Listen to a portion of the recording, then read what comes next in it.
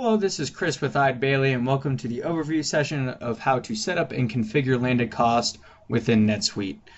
So this is for any NetSuite customers looking to roll costs associated with bringing items into inventory and tracking costs associated with purchasing items apart from the material cost itself. For example, landed costs can include duty fees, insurance, and shipping costs. And this will give you the ability to see into the cost of procurement and also give you a more accurate valuation of your inventory. So to start, we need to enable a couple of features in order to use and set up landed cost. So to do that, we're going to go to Setup, Company, Enable Features. And the first feature we're going to enable is landed cost itself. So we're going to select Items in Inventory subtab, scroll down to the Inventory field grouping here, and then scroll down to find landed costs and enable that. Now if you don't see this to be enabled, that likely means you do not have the NetSuite Inventory Management Cloud Service module that you need in order to set up landed costs. And so you need to reach out to whoever your NetSuite representative is in order to get that module provisioned to your account. Once we enable that, what we'll do is save our features. Since we've already enabled it, we'll move on to the next preference to set up. And that is actually an accounting preference to enable expenses on purchasing. So to do that, we'll go to the Order Management subtab here and scroll down to the Purchasing field grouping, and we'll see we have the preference to allow expenses on purchases. Then from here, we will save this as well. Now the next thing that we want to do is actually make sure that our item record is also configured to track landed costs. So once you enable that landed cost feature, we'll actually pull up an item record itself, select our iPad Pro 32 gigabyte here, and then what we'll see is if we scroll down to the Purchasing and Inventory subtab, we'll see we have a Track Landed Cost field that we need to check. This needs to be checked in order to accurately track landed costs as it's associated with bringing this item into inventory. So now that we've done some of the feature setup, now it's time to set up some of the cost categories and expense categories associated with bringing this item in. So to do that, the first thing we're going to do is set up our cost categories. And to do that, we'll go to Setup, go to Accounting, Accounting Lists, make sure we select our cost category type for our accounting list, and then we'll see we have a couple of different cost categories, but the one to focus on is inbound freight. And if we open up this record, we'll see we have a specific expense account associated with this cost category and the cost type itself. Now that we've set up this cost category, the next thing that we want to do is set up our expense category as well. And what we're going to do is actually mirror that cost category as an expense category.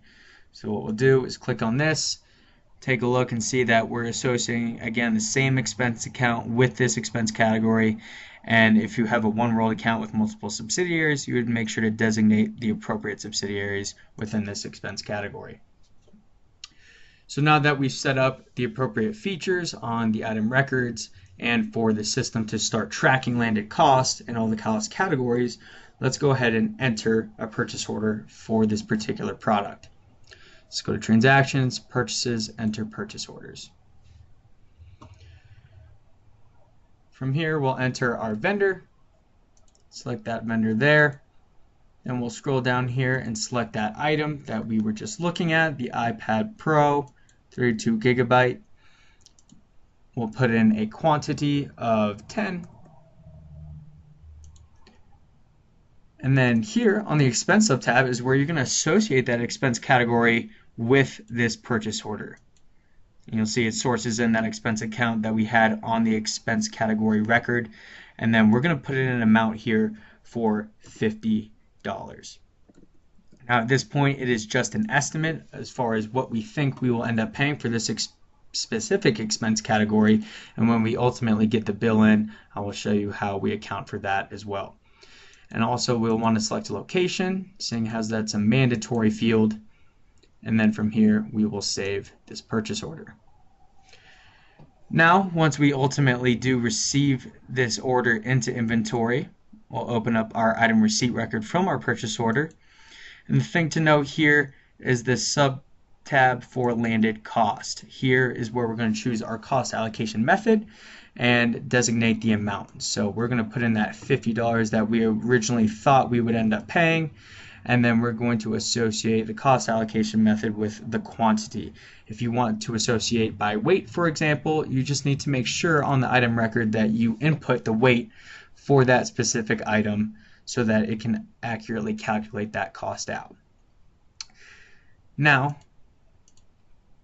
that we've got everything associated with our item receipt, we're going to save that, and then we're going to move into the billing process. But before we do that, let's take a look at our GL impact here and see that we're actually crediting that expense account based on that landed cost that we set up earlier in this presentation. Now let's come back to this purchase order here and enter in the vendor bill.